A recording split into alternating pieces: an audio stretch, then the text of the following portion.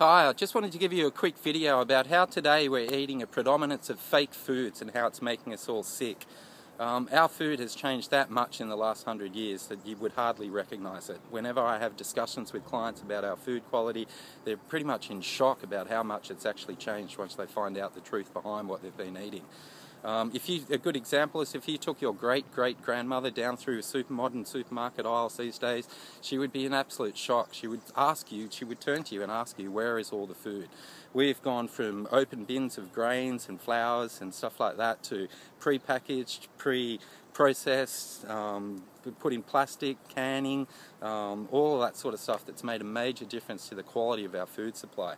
The actual problem began back in the soil. We used to farm organically, and in 1 teaspoon of soil there'd be over 10 million microbes. If you go to a commercial farming plot and dig into the soil and measure the amount of microbes in the soil, you're likely to have about 1 million. So we've lost about 90% of the nature or the health of our soil, and that directly affects the health of the plants. That actually affects the health of the animals that are eating those plants, and the humans that are eating the sick animals and the sick plants also become sick. So we seem to ruin it from the ground up. We heavily spray them with herbicides and pesticides and insecticides. We wipe out the good nature of the soil.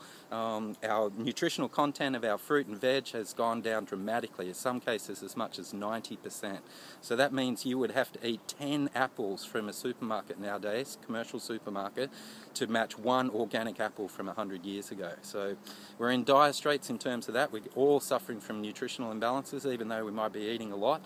And it's largely due to our food. I'll give you a good example of something that you might be eating like once a week or once a day, or it depends on how much you like it, is a blueberry muffin. The actual blueberries in there are not blueberries. They're actually a product called propylene glycol, which is the same as the antifreeze that you use in your car to stop your radiator boiling. So they're not blueberries. Now that's one example of probably thousands across our food supply that you're getting tricked and conned and fooled into thinking is actually good health for you. So our advice to you is always beware. A fantastic documentary you can watch, you can search on the net, is the movie called Hungry for Change. It goes through the history of our food, why it's happened, the money behind it, how everything is geared towards money these days. It doesn't matter about your health, as long as someone's making $1 in the background, it seems to be okay, which is just absolutely ridiculous. So have a look on the net for Hungry for Change. It's a great documentary. It's about 1.5 hours. It'll really open up your mind to what's going on. And then if you're really interested in doing something about it, we've got a perfect program called Unlock More from Life that'll teach you all about the food quality that you're buying, how to get better quality foods, how to find out what your metabolism requires you to be eating, how to hydrate yourself properly, what sort of exercise you should be doing, whether you should be doing a little bit more, a little bit less, should you change your exercise type.